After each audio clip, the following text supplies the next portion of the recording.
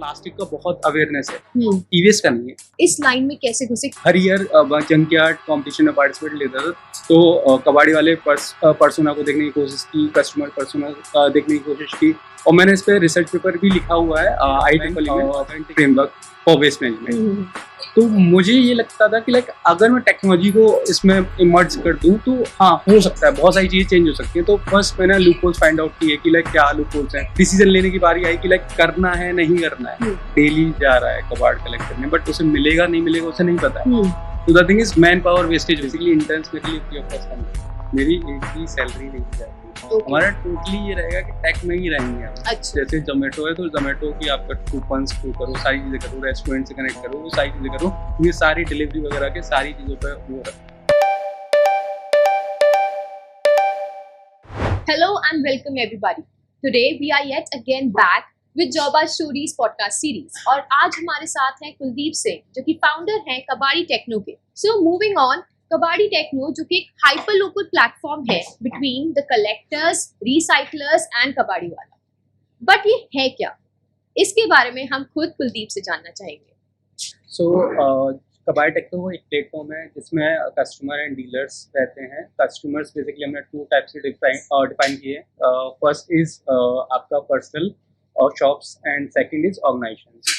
सो हमने डिसाइड ये किया है कि जो छोटा कबाड़ निकलता है वो हम बेसिकली आपका पर्सनल्स में लेते हैं, और जो हमारा बहुत ब्रॉडर में आपका वेस्ट निकलता है वो हम बेसिकली ऑर्गेनाइजेशंस लेते हैं। और जो डीलर है हमारे, तो डीलर क्या करते हैं कि हमारा कबाड़ी है कलेक्टर्स एंड रिसाइकलर्स है। तो कबाड़ी बेसिकली पर्सनल से लेते हैं हमारा वेस्ट, एंड कलेक्टर्स जो है कबाड़ी से लेते हैं और रिसाइकलर्स कलेक्टर से लेते हैं। जो एक चेन क्रिएट की है जिससे कि हम इजीली वेस्ट को मैनेज कर पाए। तो ये और हाइपर लोकल का मतलब ये है कि आपको जिस सिटी में चाहिए बस वही आपको शो होंगे एड्रेस और कॉन्टेक्ट डिटेल्स। सो आपके लिए इजी होगा, आपको पूरे वर्ल्ड में या पूरे इंडिया में ढूंढने की जरूरत नहीं। आप बस हमारे प्लेटफॉर्म पे जाइए, अपना पिन कोड डालिए और आप बेसिकली वहां से फाइंड आउट कर सकते हैं बेस्ट डीलर्स। अभी ये सर्विसेज हमने बहुत ज्यादा स्टार्ट नहीं की है, अभी हम कॉन्टेक्ट्स फाइंड आउट कर रहे हैं और अपने डाटाबेस को और ज्यादा इम्प्रूव कर रहे हैं। ओके, जो आपने इस चेन के बारे में बताया, it is very much efficient जब हम बात करते हैं वेस्ट मैनेजमेंट के बारे में। तो अगर वेस्ट मैनेजमेंट से रिलेटेड बात करें, आप इस लाइन में कैसे घुसे, कैसे ये आइडिया आया आपके मतलब दिमाग में, और how you started it? Basically जब मैं अपने 3rd ईयर में था, मैं हर ईयर जंकयार्ड कंपटीशन में पार्टिसिपेट लेता था। तो ये मेरी कोर आप कह सकते हो स्ट्रेंथ कह सकते हो, जहाँ पे मैं वेस्ट से कुछ नई चीज़ें क्रिएट करता था। बट द थिंग इज कि उन चीज़ों को क्रिएट करके मैं बहुत बड़ा चेंज नहीं ला सकता था वेस्ट इंडस्ट्री। तो मुझे ये लगता था कि अगर मैं टेक्नोलॉजी को इसमें इमर्ज कर दूं तो हाँ, हो सकता है, बहुत सारी चीज़ें चेंज हो सकती हैं। तो फर्स्ट मैंने लूपहोल्स फाइंड आउट किए कि क्या लूपहोल्स हैं। तो कबाड़ी वाले पर्सोना को देखने की कोशिश की, कस्टमर पर्सोना देखने की कोशिश की, इनमें कितने बेसिकली स्टेक होल्डर्स रहते हैं। वो सारे स्टेक होल्डर्स के बाद फिर मेरे को लगा कि हमें एक ऐसी चेन क्रिएट करनी चाहिए, और मैंने इस पर रिसर्च पेपर भी लिखा हुआ है IEEE में, integrated online framework for waste management. So उसके बाद फिर मेरा स्टार्ट हुआ कि मेरे को करना है। मैंने टीम क्रिएट की 3rd ईयर में। जैसे हम बहुत सारे बच्चे क्यूरियस रहते हैं अपने प्रोजेक्ट्स को लेकर, तो हमने कहा कि हम कॉलेज प्रोजेक्ट्स में यही करेंगे। और उस टाइम पे मेरी थोड़ा सा तबीयत भी खराब हुई। उसके बाद जो मेरी टीम थी वो भी ब्रेक हुई बीच में। ब्रेक होने के बाद फिर से डिसीजन लेने की बारी आई कि करना है नहीं करना है। तो द थिंग इज कि जब आप एक ऐसी सिचुएशन में होते हो जहाँ पे आपको नहीं पता यार आगे क्या, मेरे को वो चीज़ मिलेगी कि नहीं मिलेगी, तो द थिंग इज आपको बस एक थॉट प्रोसेस होता है कि करते हैं, जो होगा देखा जाएगा। तो वो थॉट प्रोसेस लेके मैंने अपने फादर को इन्वॉल्व किया इस कंपनी में, और हमने कंपनी रजिस्ट्रेशन करवाया। Okay, so may I know आपकी कंपनी कब रजिस्टर हुई थी? Yes, 26 April 2018। 2018, so since means it's been around 6 years, और तब से Kabadi Techno is on. Yes. Okay, so right now आपके मतलब कितने टीम मेंबर्स हैं? यू आर बेसिकली हमारे टीम में core team members 7 to 8 core team members हैं, और बेसिकली मेरे पास इंटर्न्स हैं मोस्टली जो हमारे साथ काम करते हैं। 20 to 25 रहते हैं बेसिकली इंटर्न्स। तो वो बेसिकली यहाँ पे सीखते हैं कि कैसे हर्डल्स आते हैं, कैसे कोई टेक में सीखता है, कोई फाइनेंस में, कोई मैनेजमेंट में। तो बहुत सारी चीज़ उन्हें सीखने को मिलती हैं। वो सारी चीज़ें अप्लाई करते हैं हमारे स्टार्टअप में, उन्हें रिजल्ट्स मिलते हैं, उन्हें एक एक्सपीरियंस मिलता है लाइव प्रोजेक्ट्स का। तो इस तरह से हमारा कोऑर्डिनेशन है। Okay, so means I got to know कि आपने एक एयर प्योरीफायर भी बना रखा है जो कि आई गेस उससे बने हैं, सिगरेट बात से। बेसिकली ये एक मेरा एक मॉडल ओजोन का प्रोजेक्ट था। अच्छा। ये कोई बहुत बड़ा प्रोजेक्ट नहीं था, बस ये था कि हमें बहुत ही कम टाइम में एक प्रोजेक्ट सबमिट करना था। तो उसमें हमने देखा कि मैंने रिसर्च की कि लाइक सिगरेट बर्ड्स बहुत ज़्यादा हो रहे हैं और उसकी वजह से हमारा सॉइल वाटर पॉल्यूट हो रहा है, तो इससे हम क्या कर सकते हैं। तो मैंने एक कंपनी के बारे में देखा था उस टाइम पे, वो बेसिकली केमिकली ट्रीट करते थे उसको। तो केमिकली ट्रीट करने के बाद बेसिकली वो सेलुलोज जो है आपके एयर पार्टिकल्स को एब्जॉर्ब कर सकता है अगर हम उसकी बहुत अच्छी लेयर बनाए। तो वो प्रोजेक्ट हमने वहाँ पे बेसिकली प्रेजेंट किया था। तो air purifier as a model था। तो ये भी एक जंकयार्ड कंपटीशन का ही पार्ट था? नहीं, ये अलग था। ये अलग था। ये specifically it was for some organisation, ऐसा कुछ था? कॉलेज प्रोजेक्ट्स, कॉलेज प्रोजेक्ट था। College fest projects. Okay, nice. So I had a word earlier with you as well. तो आपने उस टाइम पे मेरे को बताया था अपने कुछ इन्वेस्टर से रिलेटेड जो कॉलेज में आए थे, उससे related you got a push towards this particular startup. तो tell us the story about that. हमारे कॉलेज में मेरा जो कॉलेज है वो आईसी कॉलेज है, ग्रेट नोएडा में। तो वहाँ पे एक ऑफिसर्स ने हमें मेल किया था कि आप बेसिकली द सब्जेक्ट बहुत अच्छा था कि live like a lion not a sheep. So वो आया, बहुत सारे मेल्स आते हैं, हम नहीं पढ़ते हैं बेसिकली। तो उसमें एक इन्वेस्टर की बात लिखी गई थी कि लाइक अगर आपको कोई आइडिया है तो आप पिच कीजिए, और अगर वो लगता है हमें तो हम आपको इन्वेस्टर के सामने पिच कराएंगे। सो वो चीज़ थी जिसने मेरे को क्यूरियस किया। मैं सर के पास गया, सर से मैंने बहुत सारी चीज़ें की। बट उस टाइम पे मेरा जो प्रोजेक्ट था वो एजुकेशन पे था कि हम AR VR को की हेल्प से कुछ वीडियोस बनाना चाहते थे और एजुकेशन को और थोड़ा सा सिंपल करना चाहते थे। जो छोटे बच्चे होते हैं जो नहीं समझ पाते हैं 2D डायग्राम्स, वो 3Ds के थ्रू। तो फिर वहाँ से जर्नी शुरू हुई। इसमें भी हमने बहुत अच्छी रिसर्च की, बहुत अच्छा प्रोजेक्ट था। बट उसके बाद मेरे को समझ में आया कि लाइक नहीं, मेरा जो कोर फील्ड है, जो मेरा एक्सपर्टीज है, वो वेस्ट है। सो फिर हमने वेस्ट में स्टार्ट किया। हम आपकी थोड़ा एजुकेशन बैकग्राउंड को थोड़ा जानना चाहेंगे पहले। सो एजुकेशन बैकग्राउंड में 10th-12th मैंने KV नंबर 1 आगरा से की है। उसके बाद मैंने IEC कॉलेज से इंजीनियरिंग की है, कंप्यूटर साइंस। ओके, तो आप CS बैकग्राउंड से हो, तो rather than कोडिंग वगैरह, तो यू थॉट कि waste management is more of my aim and goal. हाँ, यानी कि वेस्ट को टेक्नोलॉजी से जोड़ना है, यानी कि वो इम्पोर्टेंट है कि लाइक मेरे को वेस्ट के बारे में पता है कि लाइक मैं चीज़ें क्या क्या कर सकता हूँ। टेक्नोलॉजी मेरे को पढ़ाई जा रही है, तो उन दोनों का एक मिक्सचर करके हम वेस्ट टेक बना सकते हैं। सो एज यू सेड कि टेक्नोलॉजी और वेस्ट को जोड़ के आप आगे कुछ करना चाह रहे थे। yes. सो अगर मैं पूछूं तो टेक्नोलॉजी कैसे इम्प्रोवाइज करती है वेस्ट मैनेजमेंट को? टेक्नोलॉजी अभी तक वेस्ट मैनेजमेंट बहुत ज़्यादा टेक्नोलॉजीज आई नहीं है, ऐप की बेसिस पे आई है कि लाइक आपने ऐप बना लिया, वेब बना लिया, वो अच्छी चीज़ है। बट द थिंग इज, मुझे लगता है कि अगर हम डाटाबेस को बहुत अच्छी तरह से ट्रेन करें तो हम बहुत सारे एनालिसिस कर सकते हैं और हम प्राइस प्रिडिक्शन कर सकते हैं। बहुत सारी चीज़ें हैं जो कि हम कर सकते हैं। AI, ML, IoT मशीन्स बना सकते हैं। आप विदेश में जाके देखिए, हर किसी की एक वेंडिंग मशीन्स है।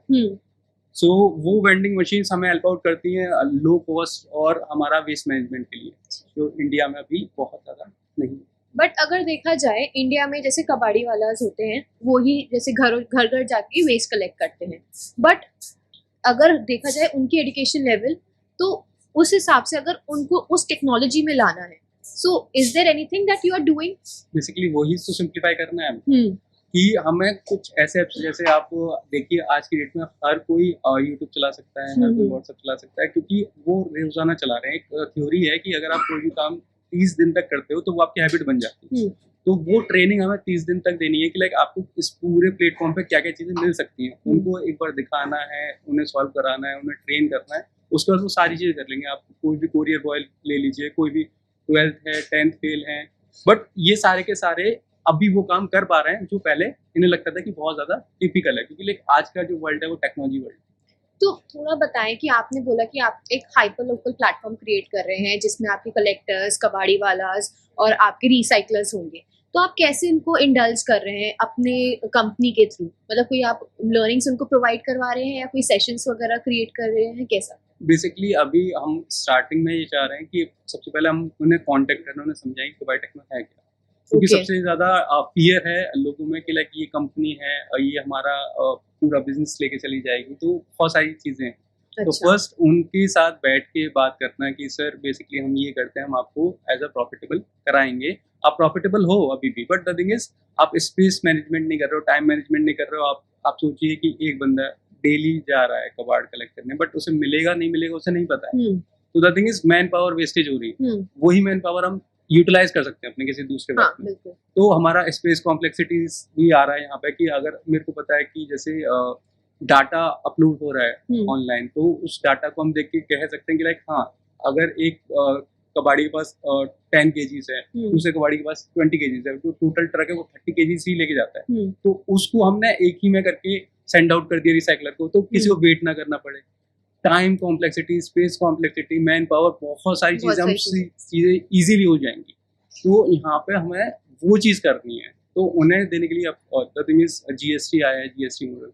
तो बहुत सारे लोग डरते हैं कि भई जीएसटी क्या है? तो उसके लिए वो बहुत सारे वकील हैं और सीएज़ हैं जो कंसल्ट करते हैं। तो बहुत अच्छे-अच्छे सीएज़ भी हैं जो उन्हें बहुत अच्छी तरह गाइड करते हैं। पर बहुत कि बस आपको ये करना है और आप ये कर दीजिएगा। तो पेनल्टीज़ भी लगती हैं। तो क्या हम उन्हें उस सॉफ्टवेयर में ही ऑटोमेटिकली सारी चीज़ें हो जाएँ कि अगर आपने खरीदा तो ऑटोमेटिकली बिल जनरेट हो जाए, सारी चीज़ें हो जाए। तो द थिंग इज़ एक इंटीग्रेटेड प्लेटफ़ॉर्म जो कि उनकी सारी प्रॉब्लम को सॉल्व करे। सॉल्व कर। ठीक है? बट एज इन अगर मैं देखा जाए, आगरा एक छोटा शहर है। हुँ, यहाँ पर बहुत कम ही लोग ऐसी चीजों को समझ पाएंगे। जी। तो ऐसे कोई चैलेंजेस आए, अभी भी आप कोई चैलेंजेस फेस कर रहे हो अपने स्टार्टअप को थोड़ा आगे पुश करने के लिए? मैम चैलेंजेस तो हैं, इसमें आने में टाइम लगेगा। जैसे आईटी आया था, तो आईटी में आने में टाइम लग रहा था। लोग कह रहे थे जॉब चली जाएँगी, बहुत सारी चीज़ें। तो द थिंग इज़ एक मिथ तोड़ने में धीरे-धीरे टाइम लगता है। जैसे मैंने आपको फर्स्ट पिच किया, आपका बिज़नेस बढ़ा, आप 4 लोगों को बताओगे कि लाइक इस कंपनी ने मेरा बिज़नेस बढ़ाया और ऐसे बढ़ाया। द थिंग इज़ ने हर एक उस पे हेल्प आउट किया है। तो फिर ऐसे एक कॉन्फिडेंस बिल्डअप होता है और Okay. फिर ट्रस्ट बिल्डअप होता है। वो ट्रस्ट बिल्डअप करने के लिए ना कंपनीज़ बहुत ज़्यादा टाइम लेती हैं और लेना भी चाहिए, क्योंकि लाइक कोई एक कंपनी 1 साल में नहीं बनती है। आपको सॉफ्टवेयर भी बनाना है, आपको फाइनेंस भी मैनेज करना है एज़ अ स्टार्टअप। आपको उनको भी जो आपके डीलर्स हैं उन्हें भी समझाना है, आपको कस्टमर्स को भी समझाना है। तो द थिंग इज़ एक बहुत बड़े चैलेंजेस आते हैं एक स्टार्टअप को। और वो भी वेस्ट मैनेजमेंट में मैं कहूँ कि हम अडॉप्ट बहुत जल्दी कर लेते हैं चीज़ों को। जैसे इलेक्ट्रॉनिक्स है, बहुत जल्दी अडॉप्ट कर लिए, बट द थिंग इज़ हम डिस्पोज़ करने के बारे में नहीं सोचते कि डिस्पोज़ कैसे करना है। हाँ। यानी कि यूज़ के लिए तो बहुत एक्साइटेड है, but the thing is dispose के लिए नहीं। ओके। तो वो चीज़ भी है। तो मतलब 6 साल हो गए हैं आपके स्टार्टअप को, तो अभी तक मतलब आपने कितने अपने गोल्स अचीव कर लिए हैं? बेसिकली मैं एज़ अ इसे ब्रांड देखता हूँ कबाड़ी टेक्नो को। तो मेरा जो फर्स्ट पॉइंट आउट रहा था कि मेरे को नाम बहुत क्लियर रखना है कि लाइक जिससे कि एक इम्पैक्ट है। सेकंड मैं अपने पेटेंट्स को लेके और अपने ट्रेडमार्क्स को लेके बहुत हमारा फर्स्ट ट्रेडमार्क हुआ तो वो थोड़ा-सा कैंसल हुआ, ऑब्जेक्ट हुआ। फिर हमने सेकंड ट्रेडमार्क किया, वो कंप्लीट होने वाला है। तो द थिंग इज़ वो पूरा प्रोसेस जाना है कि ट्रेडमार्क कैसे होता है। एक ट्रेडमार्क जो मेरा है वो इस टाइप से बनाया है कि लाइक मैंने उसमें अपनी पूरी जर्नी डाल दी है। ओके। लाइक अगर मैं अपने लोगों को डिस्क्राइब करूँ तो द थिंग इज़ उसमें 7 कलर्स हैं, ठीक है? उसमें 24 पेटल्स हैं, 24/7 यानी कि मेरी कंपनी 24 घंटे चले, ठीक है? Okay, nice. ठीक है? और उसमें एक बीच में के का साइन है जो रिप्रेजेंट करता है कि आपका ये कबाड़ी टेक्नो का है। ओके। और आपके 3 जो एरोज़ हैं बेसिकली, उसमें भी आपका डुअल रोल है कि फर्स्ट एरो आपका रेड टू ऑरेंज यानी कि रेड जो डेंजर है, उसे हम प्राउडली हमें फिनिश करना है, ठीक है? फिर आपका सेकंड एरो है व्हाइट से ब्लू, जो हमारा पॉल्यूशन की वजह से व्हाइट जो प्योर ब्लू रहता था स्काई वो व्हाइट हो गया है। ओके। तो व्हाइट से हमें ब्लू पे जाना है। और फिर light green to dark green, okay. कि हमें लाइट ग्रीन से डार्क ग्रीन पे जाना है। मोर ग्रीनरी। यस।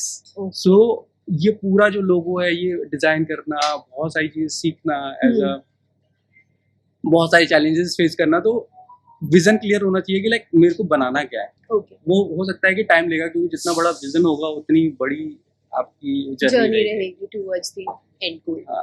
बट फिर भी आपने 6 साल में अभी तक ये एंड गोल नहीं सोचा इनकम जनरेट वगैरह करने का?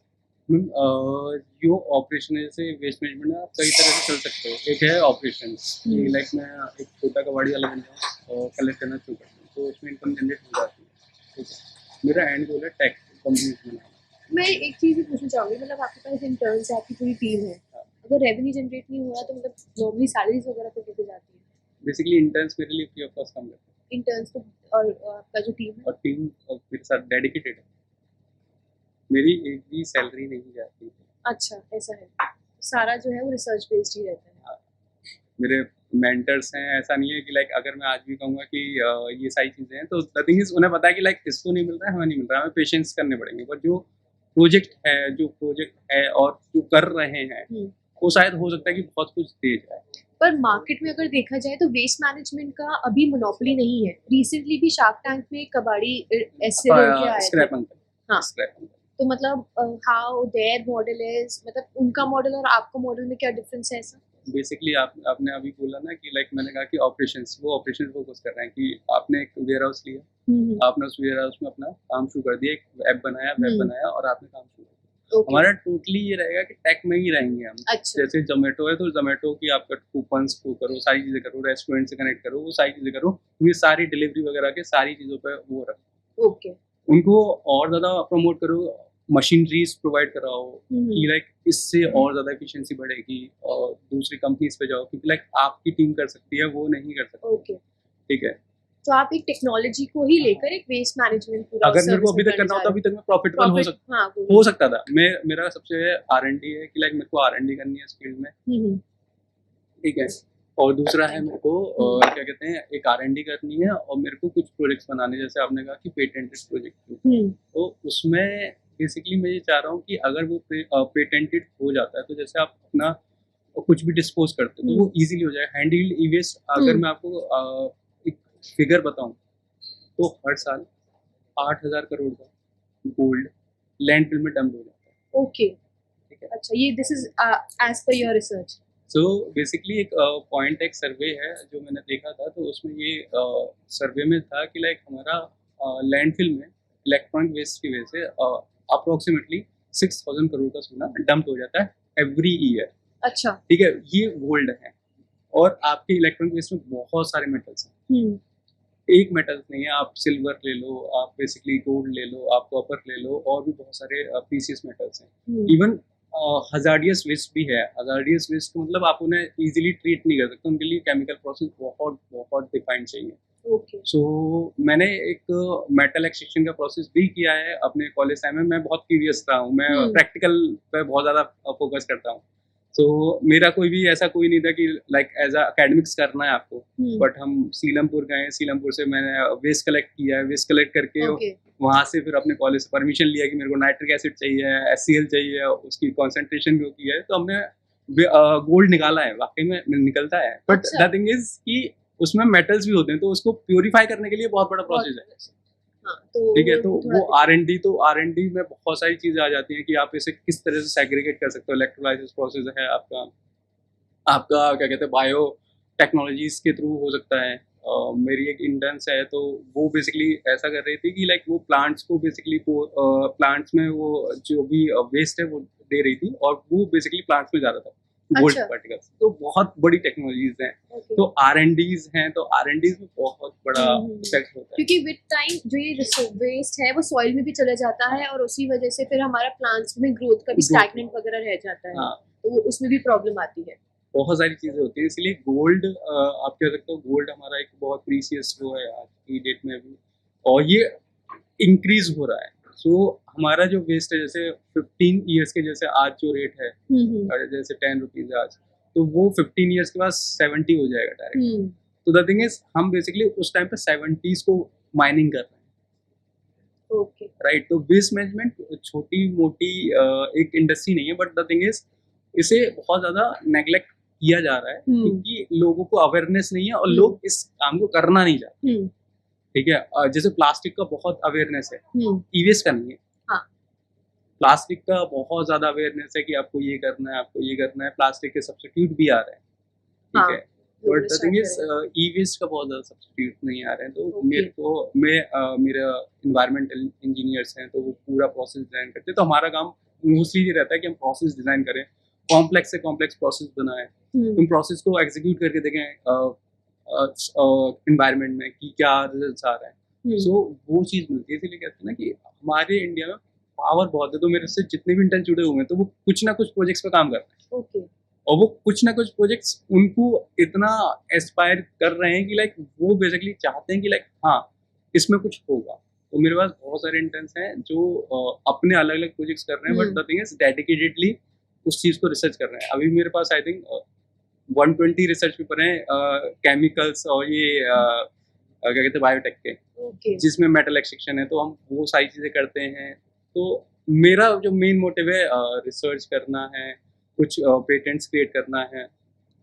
मेरे को जो चल रहा है ना ट्रेडिशनल मार्केट, उसको एज अ फ्यूचरिस्टिक देखना है कि हम इसे फ्यूचर में क्या चेंज कर सकते हैं, ओके उन्हें कैसे हेल्प आउट कर सकते हैं, हम्म कबाड़ी वालों को कैसे हेल्प आउट कर सकते हैं, उनकी ब्रांडिंग कैसे कर सकते हैं। क्योंकि लाइक आपके घर में कोई कबाड़ी वाला आ रहा है तो आप उसे एक नेगेटिव सेंस में देखते हो, नॉट अ पॉजिटिव सेंस कि अगर एक क्या कहते हैं एक बहुत अच्छा वेल कोट पहन के या कोई बंदा आ रहा है तो आप उसको बहुत अच्छी तरह रिस्पेक्ट हम्म। करोगे।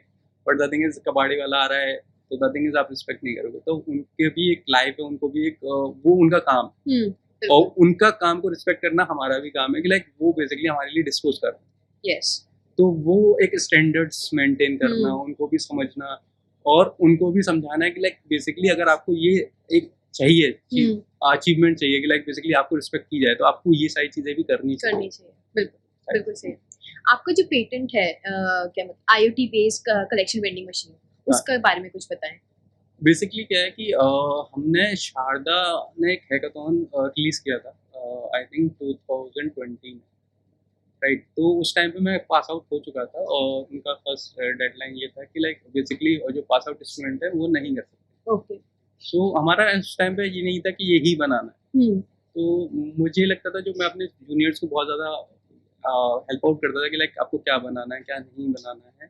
तो बेसिकली मैंने अपने मेंटर से कहा कि मेरे को स्टूडेंट चाहिए, वो भी 4th year and 3rd year student. तो Okay. एक तो मेरे पास था जो मेरे से कांटेक्ट में रहता था कि भैया मेरे को ये करना है वो करना है, तो एक्साइटेड रहता था सारी चीज़ों के लिए, प्रोजेक्ट्स के लिए।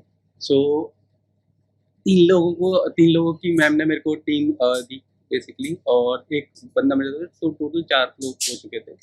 4 लोगों के बाद बेसिकली हमारा ये काम था कि एक आइडिया फाइंड आउट करना। और मैंने जो सिलेक्शन किया था क्योंकि वहाँ पे थीम्स थी कि लाइक आपको रोबोटिक्स में जाना है या किस में, तो वहाँ पे एक वेस्ट मैनेजमेंट की थीम थी जो मेरे को अच्छी लगती थी क्योंकि मेरी अच्छी खासी रिसर्च थी। तो मैंने मैम के साथ प्लान आउट किया और उन बच्चों को समझाया, उनको सारी चीज़ें ट्रेन की कि लाइक ऐसे ऐसे चीज़ें आपको ऐसे चीज़ें करनी है। तो वो हमने 5 दिन में पूरा प्लान आउट करके बहुत सारी चीज़ें करके और फिर वो बच्चे गए और मैंने ही पूरी तरह से गाइड किया, मैम ने मेरे को सपोर्ट किया, जो पुष्पा मैम है हमारी।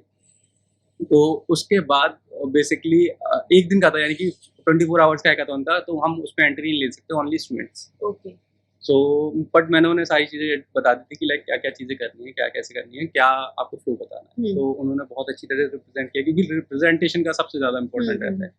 तो वहाँ पे हमारा ग्रैंड प्राइज आया था बेसिकली 1 लाख रुपीज़ का। Okay so basically theme wise था कि लाइक हर थीम को 30 फर्स्ट प्राइज, 20 सेकंड प्राइज और थर्ड प्राइज 10। तो ऐसे करके सारी थीम्स को मिले थे, बट उसमें एक सबसे बड़ा प्राइज था, वो था ग्रैंड प्राइज, जो कि किसी एक ही टीम को मिला था 250 टीम्स में से। ओके पूरे ग्रेटर नोएडा में से 250 टीम्स आई थी और Okay. उसमें से एक टीम थी जो ग्रैंड प्राइज ले गई थी, वो हमारा कॉलेज था। ओके ठीक है, तो वो जो चीज़ थी वो यूनिक थी, तो हमने सोचा कि इसे पेटेंट्स वगैरह में किया जाए। बट द थिंग इज एक मशीन को डेवलप करना एक बहुत मुश्किल टास्क है। The thing is costing too high, और जो हमारे पास फाइनेंशियल से उसको हमें एडजस्ट करना और वो सारी चीज़ें करना, उसमें हमें बहुत ज़्यादा टाइम लगता है। आपको मोटर्स, आपको पीसीबी डिज़ाइनर चाहिए, आपको एम्बेडेड सिस्टम चाहिए, आपको ऐप मेकर चाहिए, आपको मैकेनिकल इंजीनियर चाहिए मशीन डिज़ाइन के लिए। तो मैंने बहुत सारी चीज़ें के साथ, यानी कि मैंने बहुत सारे फील्ड्स में काम किया है। इस वो यानी कि पीसीबी डिज़ाइनिंग भी हमने साथ में की है। मैंने और मेरे इंटर्न्स ने पीसीबी का रिसर्च किया है कि लाइक कौन से कंपोनेंट्स लगने चाहिए, क्यों लगने चाहिए, वोल्टेज, यानी कि इलेक्ट्रॉनिक्स में हम पूरी तरह से, मैंने बहुत ज़्यादा इन्वॉल्वमेंट दिखा है।